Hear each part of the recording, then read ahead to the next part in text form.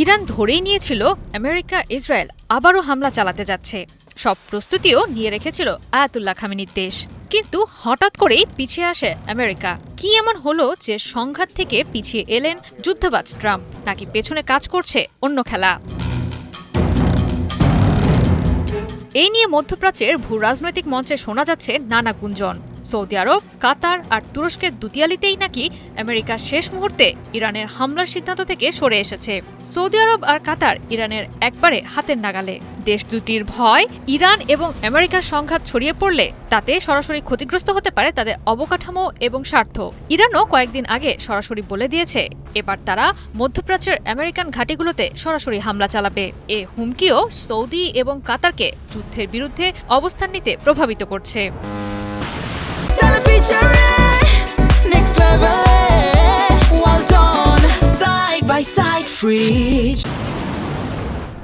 পারস্য উপসাগরের তীর ঘেঁষা দেশগুলোর সঙ্গে ইরানের বৈরী সম্পর্ক বেশ পুরনো। এ অঞ্চলের সুন্নি আরব রাষ্ট্রগুলো বহু আগেই সখ্যতা করেছে যুক্তরাষ্ট্রের সঙ্গে। ইরানের চলমান সরকার বিরোধী আন্দোলনকে পুঁজি করে দেশগুলো চাইলেই যুক্তরাষ্ট্রকে হামলার জন্য উস্কে দিতে পারে। তবে আশঙ্কা, এমন পদক্ষেপে দাবানলের মতো ছড়িয়ে পড়তে পারে আঞ্চলিক সহিংসতা। যে কোনো উপায়ে ইরানে মার্কিন সামরিক পদক্ষেপ রুখতে কৌশলী পন্থা অবলম্বন করছে এসব উপসাগরীয় রাষ্ট্র।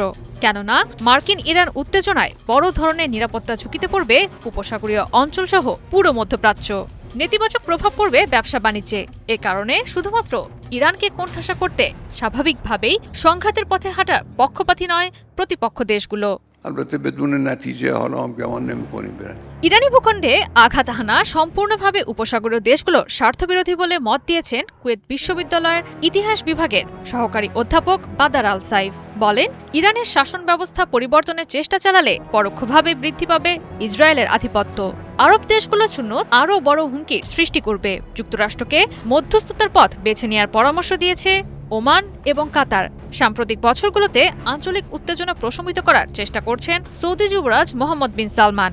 যদিও একসময় ইরানের সর্বোচ্চ নেতা আয়াতুল্লাহ আল খামেনিকে হিটলারের সঙ্গে তুলনা দিয়েছিলেন তিনি। ইরান প্রসঙ্গে সতর্ক অবস্থানে আছে ইসরায়েলের মিত্র সংযুক্ত আরব আমিরাত, কেননা তেহরানের দ্বিতীয় বৃহত্তম বাণিজ্যিক অংশীদার দুবাই।